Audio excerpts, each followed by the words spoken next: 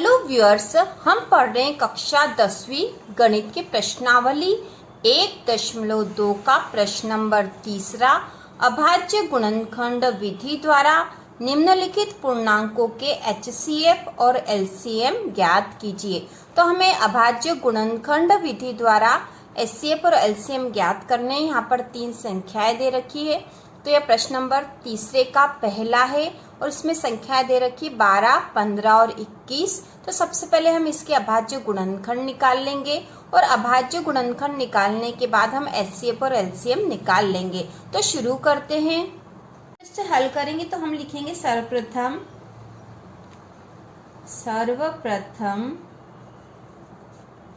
12, 15 और 21 के अभाज्य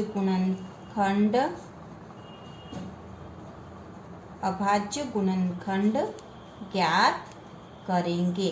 तो इसके लिए कौन सी विधि अपनाएंगे हमें पता है, हम प्रश्न नंबर 1 से ही कर रहे हैं। इसके लिए हमने गुणनखंड वृक्ष विधि या फैक्टर ट्री मेथड के द्वारा गुणनखंड निकाले थे और वही अभाज्य गुणनखंड विधि है। तो हम निकालेंगे। सबसे पहले हम 12 का निकाल लेते हैं। तो 12 के अभाज्य गुणनखंड कैसे निकालते हैं हमें आता ही है। सबसे पहले इसे किस संख्या से भाग लगाएंगे, तो छोटी संख्या से भाग लगाएंगे। 2 से भाग चला जाएगा तो इसलिए 2 से भाग लगा रहे हैं। 2 का पहाड़ा 6 बार बोलेंगे, 2 छंग 12 6 आएगा। अब 6 में किस संख्या का भाग लगाएंगे, तो इसमें हम 2 का भाग लगा देंगे। 2 का पहाड़ा 3 बार बोलेंगे, 2 तिया 6 हुए। अब यहाँ पर 3 आया है तो 3 एक अभाज्य संख्या है, तो इसको और अधिक डिवाइड करने की आवश्यकता नहीं, और भाग लगाने की आवश्यकता नहीं है, क्योंकि 3 को ही हम अभाज्य गुणनखंड मान लेंगे। इस प्रकार 12 के अभाज्य गुणनखंड आए हैं 2, 2 और 3। तो हम यहाँ लिख देते हैं 12 के अभाज्य गुणनखंड, 12 के अभाज्य गुणनखंड बराबर 2 गुणा 2 गुणा 3। अब हम निकालेंगे 15 के, ठीक है। 12 के बाद हमें 15 का अभाज्य गुणनखंड निकालना है, तो 15 का निकाल लेते हैं। तो 15 में किस संख्या का भाग लगाएंगे, 2 का भाग तो जाएगा नहीं, छोटी संख्या से लगाएंगे तो 2 का भाग इसमें पूरा पूरा नहीं जाता है, इसलिए हम इसमें 3 का भाग लगाएंगे। तो 3 का भाग लगाएंगे, 3 का पहाड़ा हम 5 बार बोलेंगे, 3 पंजे 15, 5 बार भाग जाएगा। 5 जो है अभाज्य संख्या है, इसमें 5 के अलावा और किसी संख्या का भाग नहीं जाता है, तो यही अभाज्य गुणनखंड हो गया 1। तो 3 और 5 15 के अभाज्य गुणनखंड हमें प्राप्त हुए हैं। तो हम यहाँ लिखेंगे 15 के अभाज्य गुणनखंड, 15 के अभाज्य गुणनखंड बराबर 3 गुणा 5। 15 के अभाज्य गुणनखंड हुए 3 गुणा 5। अब हम इसके बाद 21 के अभाज्य गुणनखंड निकालेंगे, क्योंकि हमने 12 और 15 के निकाल लिए हैं। अब 21 के अभाज्य गुणनखंड निकालने के लिए हम वही विधि अपनाएंगे। तो 21 में हम किसका भाग लगाएंगे, तो छोटी संख्या से शुरू करेंगे, तो 2 का भाग तो 21 में जाएगा नहीं पूरा पूरा। इसके बाद हम 3 का भाग लगाएंगे, तो 3 का भाग चला जाता है, क्योंकि 3 के पहाड़े में 21 आता है। 3 का पहाड़ा जो 7 बार बोलेंगे तो 3 7 तो 21 होते हैं। अब 7 जो है अभाज्य संख्या आ गई है, तो अब हमें और भाग लगाने की आवश्यकता नहीं, यही एक अभाज्य गुणनखंड हो जाएगा। तो इस प्रकार 21 के अभाज्य गुणनखंड हुए 3 और 7। तो हम यहाँ लिखेंगे 21 के अभाज्य गुणनखंड, अभाज्य गुणनखंड बराबर 3 गुणा 7। तो इस प्रकार हमने 12, 15 और 21 तीनों की अभाज्य गुणनखंड निकाल लिए हैं। अब हमें तो क्या ज्ञात करना है, HCF और LCM निकालना है। तो सबसे पहले हम लिखेंगे 12, 15 और 21 का HCF। सबसे पहले HCF निकाल लेते हैं। तो HCF क्या होता है या कौन सी संख्या होती है, तो HCF वो संख्या होती है जो कि जिसका HCF निकाल रहे हैं उन सबके अभाज्य गुणनखंड में कॉमन होती है, मतलब उसमें सब में आती है। जैसे 12 के अभाज्य गुणनखंड में कौन कौन सी संख्या है, 2, 2 और 3 है। 15 के अभाज्य गुणनखंड में 3 गुणा 5 है और 21 के अभाज्य गुणनखंड में 3 गुणा 7 है। तो ऐसी कौन सी संख्या जो तीनों में ही है, तो तीनों में कौन सी कॉमन हो रही है, तो 3 यहाँ पे भी है, 3 यहाँ पे भी है और 3 यहाँ पे भी है। इसके अलावा कोई भी संख्या इनमें कॉमन नहीं है। यदि और भी कोई संख्या हो कॉमन तो वो भी हमको लिखना है। तो यहाँ पे केवल 3 कॉमन है, इसलिए यहाँ पर आ जाएगा 3। तो इस प्रकार 12, 15 और 21 का HCF हो गया है 3। अब हम LCM निकालेंगे, तो हम लिखेंगे 12, 15 और 21 का LCM बराबर। तो LCM में सारी संख्याएं लेनी पड़ेगी जो कि अभाज्य गुणनखंड में आती है, लेकिन जो संख्या कॉमन आएगी उसको एक ही बार लिखेंगे, है ना। इस तरह के प्रश्न हम पहले भी कर चुके हैं। तो देखो यहाँ पे सबसे पहले हम यहीं से शुरू करते, तो 2 यहाँ पे है, बाकी कहीं नहीं है, तो ये 2 हमें लिखना है। तो हमने 2 लिख लिया है यहाँ पर। इसके बाद गुणा का निशान लगाएंगे, फिर 2 यहाँ पे है लेकिन यहाँ नहीं है कहीं पे भी, तो 2 हमें लिखना ही है। तो यहाँ पर फिर गुणा का निशान लगा के यहाँ पे 3, तो 3 तो तीनों में कॉमन था, तो तीनों का कॉमन 3 एक ही बार लिखा जाएगा। जो भी कॉमन संख्या होगी वो एक ही बार लिखी जाएगी। तो यहाँ से सारी संख्या हो गई है। इसके बाद जो है 15 के अभाज्य गुणनखंड में से हम यहाँ 5 लिखेंगे, क्योंकि 5 बचा है, हमने नहीं लिखा था, तो गुणा करके 5 लिखेंगे। और उसके बाद 21 के अभाज्य गुणनखंड में से हम 7 लिखेंगे, क्योंकि 3 तो कॉमन था, हमने लिख दिया था, तो हम यहाँ लिख देंगे 7 और इन सब का गुणा कर देंगे। तो जो भी गुणा आएगा वही इसका LCM होगा। तो गुणा कर लेते हैं। 2 का पहाड़ा 2 बार बोला तो 2 दूनी 4, 4 का पहाड़ा 3 बार बोलेंगे, 2 दूनी 4 हुआ, 4 का पहाड़ा 3 बार बोला तो 4 तिया 12 हो गए, 12 का पहाड़ा 5 बार बोलेंगे तो 12 पंजे 60 हो गए, और 60 में 7 का गुणा कर देंगे तो 6 7 42, मतलब 420 आ जाएंगे यहाँ। ठीक है, इन सब का गुणा कर दिया हमने आपस में, तो यहाँ 420 आ गए हैं जो कि LCM है, और हमें यही ज्ञात करना था। हम लिखेंगे आंसर HCF बराबर 3, LCM बराबर 420। इस प्रकार ये पूरा सवाल हल हो चुका है और बहुत आसान है। केवल हमें अभाज्य गुणनखंड निकाल के HCF और LCM निकालना है और हम आसानी से इसको कर लेंगे।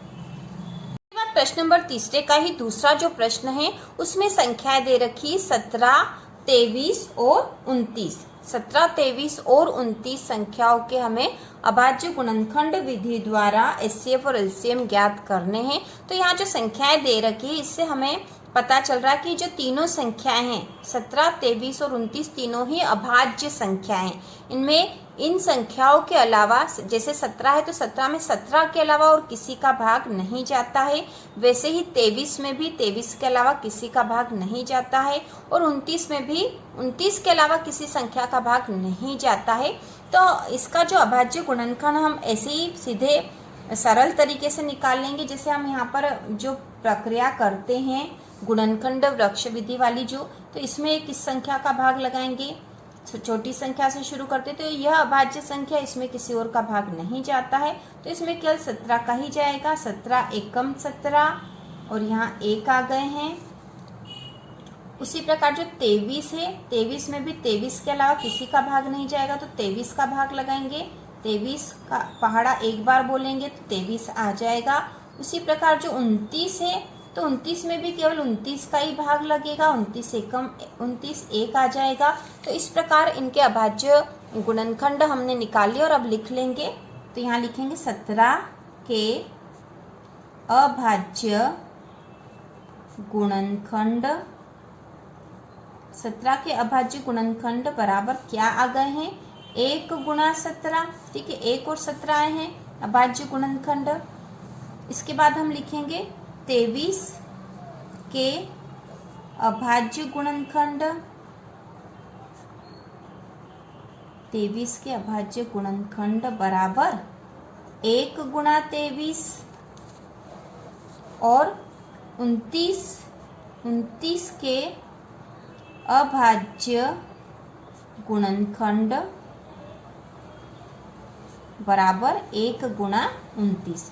ठीक है, हम यहाँ पर यदि ये प्रक्रिया नहीं करते तो भी सीधा ऐसे लिख सकते थे, क्योंकि हमें पता है अभाज्य संख्या है, और जो भी अभाज्य संख्या है उसमें उस संख्या और 1 के अलावा और किसी संख्या का भाग नहीं जाता, और 1 ऐसी संख्या है जिसका भाग हर संख्या में चला जाता है, तो 1 तो उसमें आ ही जाता है।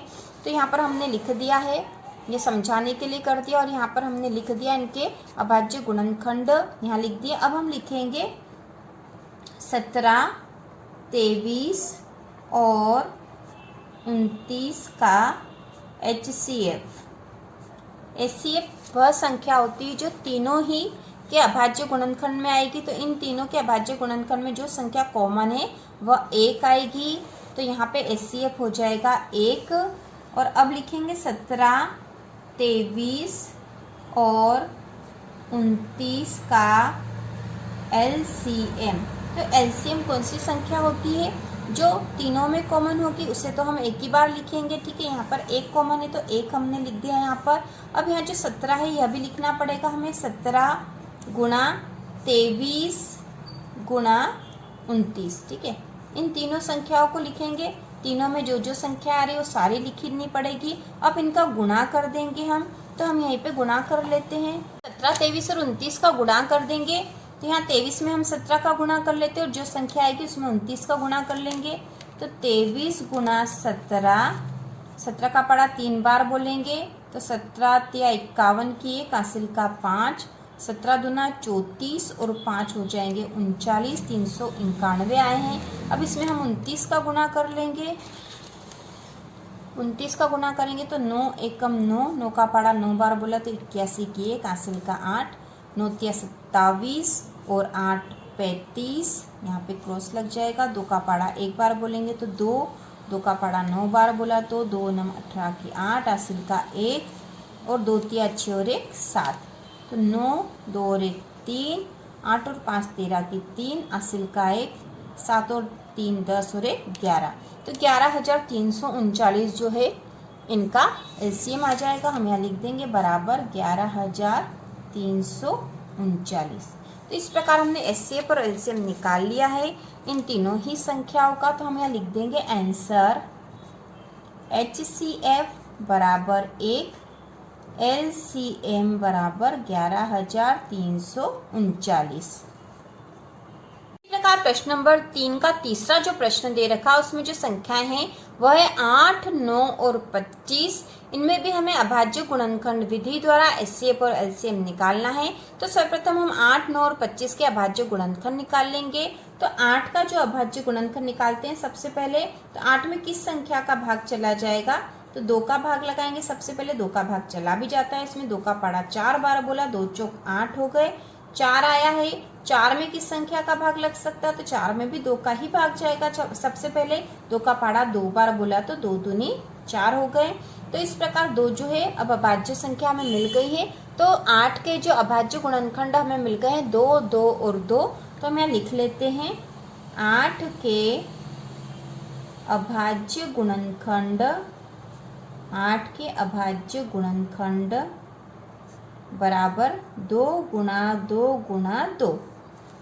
इसके बाद जो है हम 9 के अभाज्य गुणनखंड निकालेंगे। तो हम यहाँ 9 लिख लेंगे। 9 में किसका भाग लगाएंगे? क्योंकि 9 में 2 का भाग नहीं जाता है पूरा, इसलिए इसमें हम भाग लगाएंगे 2 के बाद 3 का भाग चला जाएगा। 3 का पहाड़ा 3 बार बोला, 3 तिया 9 हो जाएंगे और 3 जो है अभाज्य संख्या में मिल गई। तो 9 के जो अभाज्य गुणनखंड हो गए 3 और 3। तो हम यहाँ लिखेंगे 9 के अभाज्य गुणनखंड, 9 के अभाज्य गुणनखंड बराबर 3 गुणा 3। इसके बाद जो अगला है, अगली जो संख्या है वह 25 है। अब 25 के अभाज्य गुणनखंड निकाल लेते हैं। तो 25 में सबसे पहले किसका भाग लगाएंगे? तो 25 में 2 का भाग पूरा नहीं जाता है, हमें पता है। अब 3 का भाग भी नहीं जाता क्योंकि 3 के पहाड़े में 25 नहीं आता है, इसलिए इसमें सीधा 5 का भाग जाएगा। तो 5 का भाग लगाएंगे। 5 का पहाड़ा 5 बार बोला तो 25 आ गया। 5 अभाज्य संख्या आ गई, मतलब यह अभाज्य गुणनखंड है इसका।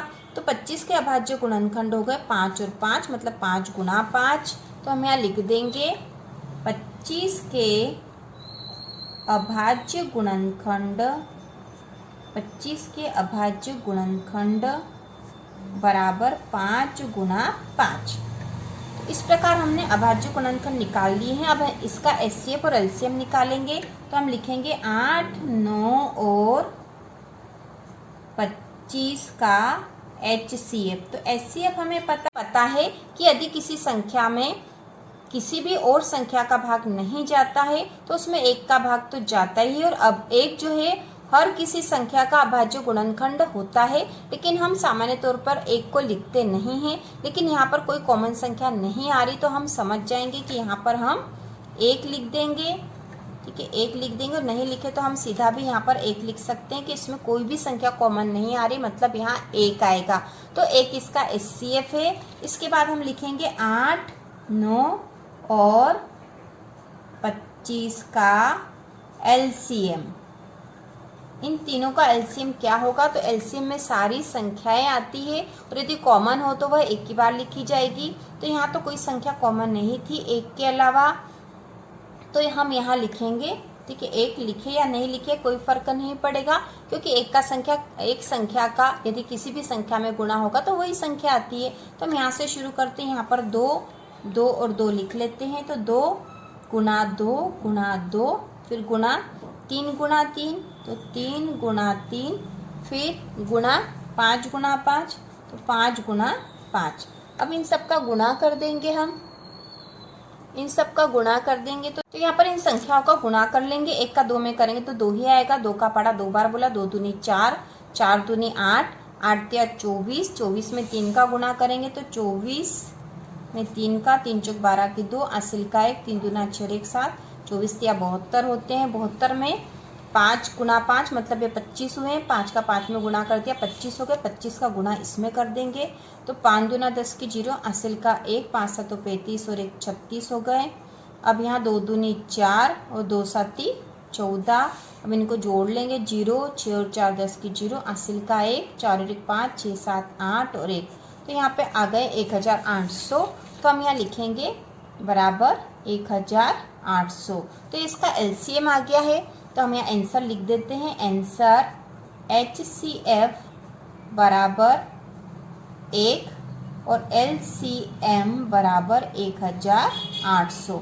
तो इस प्रकार प्रश्न नंबर 3 भी बहुत ही आसान था। केवल अभाज्य गुणनखंड निकालने के बाद हमें HCF और LCM ही निकालना है।